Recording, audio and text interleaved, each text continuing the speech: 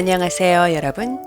책 이야기와 함께하는 작은 사유의 시간.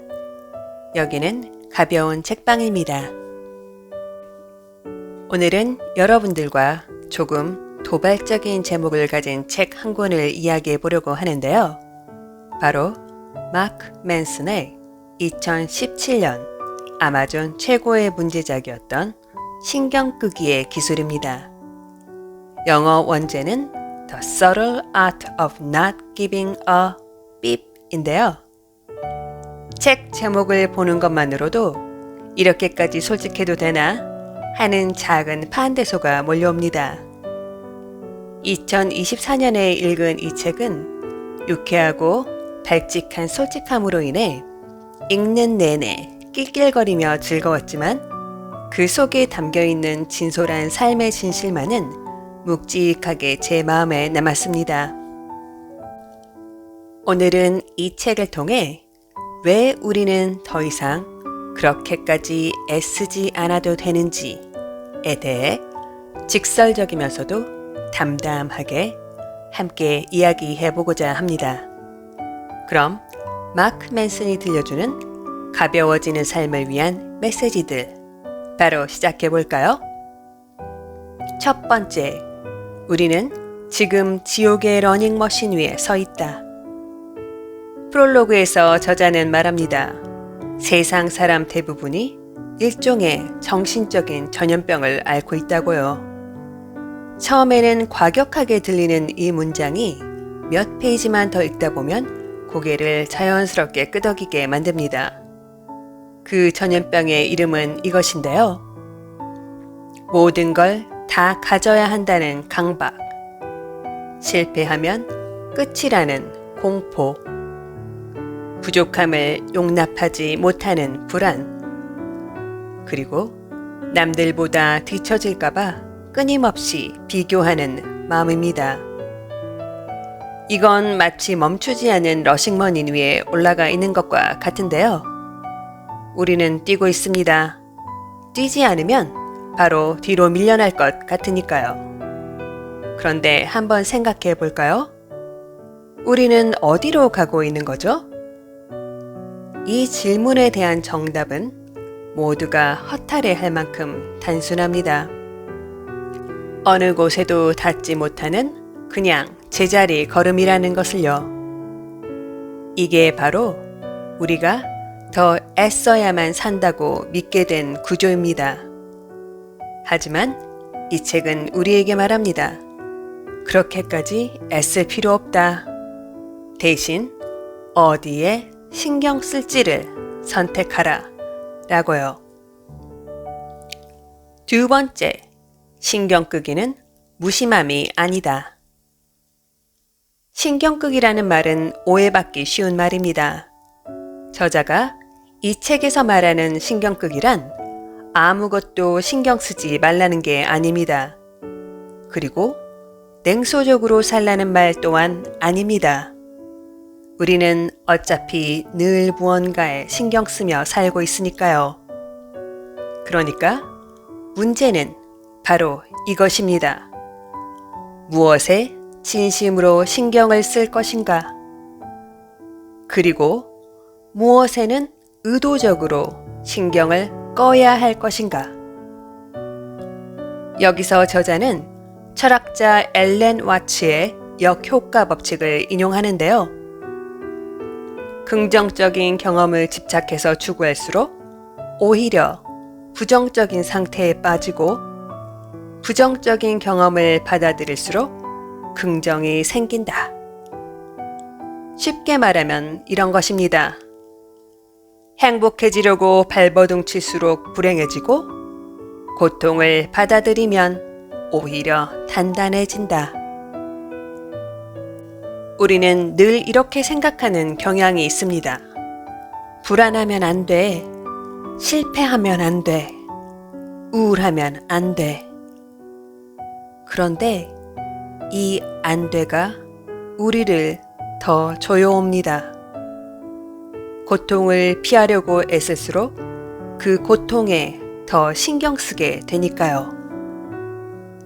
그래서 저자는 말합니다.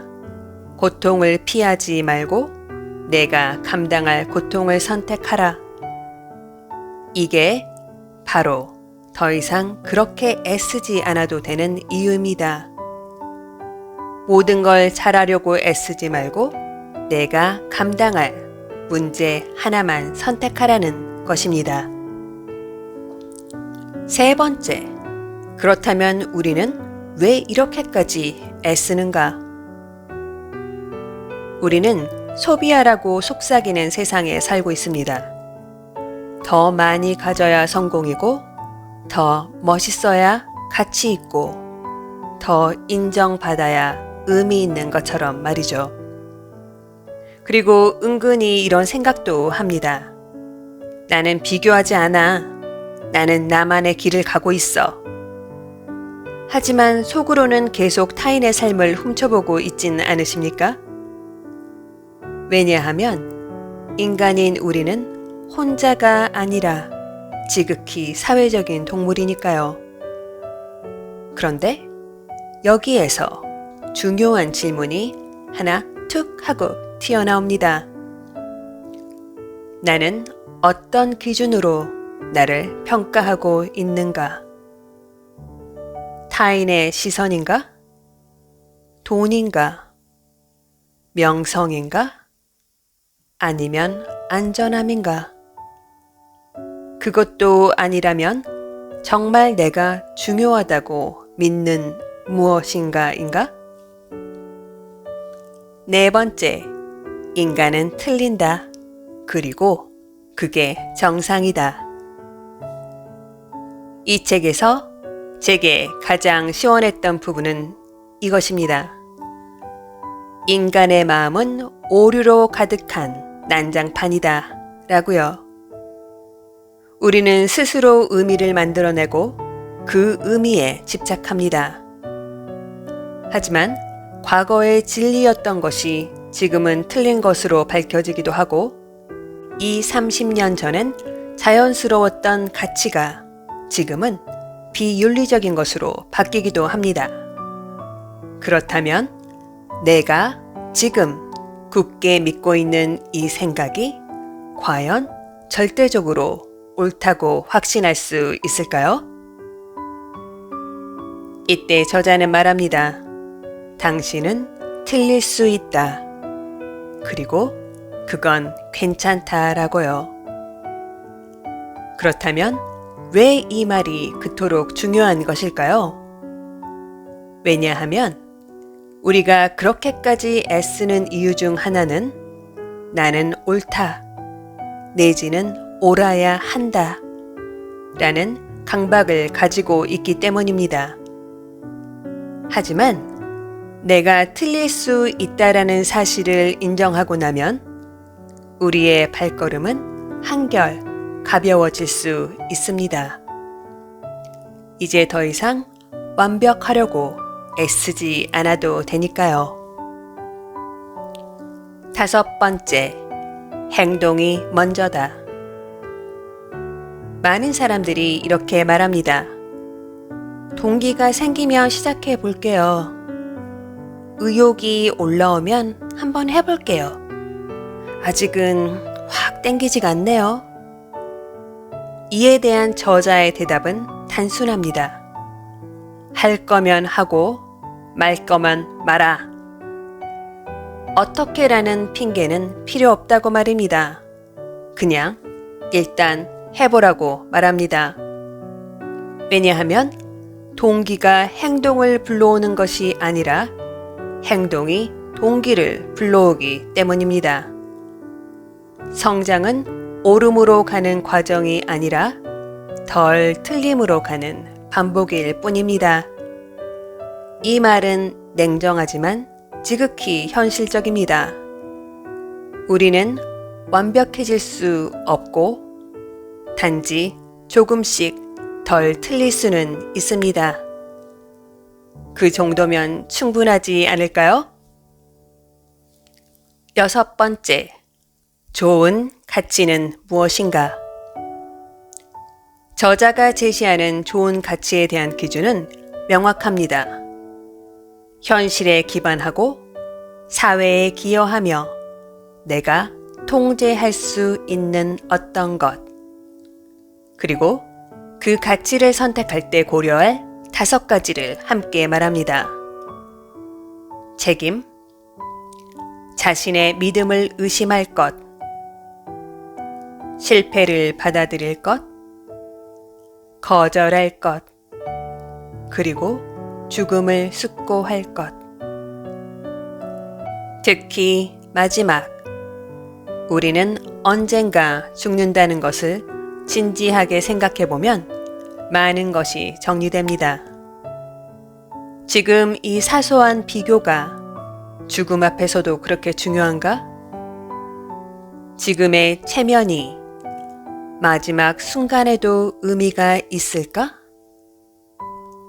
죽음이라는 것이 동전의 양면처럼 우리 삶에 언제나 함께 한다는 것을 인식하는 순간 우리는 더 이상 그렇게까지 애쓸 필요는 없다는 것을 깨닫게 됩니다. 7번째, 행복은 문제 해결에서 온다. 많은 사람들이 행복을 목표로 삼습니다. 하지만 행복은 목표가 아니라 부산물인데요. 해결 가능한 문제를 해결해 나가는 과정, 그 반복에서 따라오는 감정입니다. 그러므로 외부 목표에 해당하는 돈, 명성, 타인의 인정과 같은 것들은 성취하고 나면 크나큰 공허감이 뒤따를 가능성이 너무나 높은데요.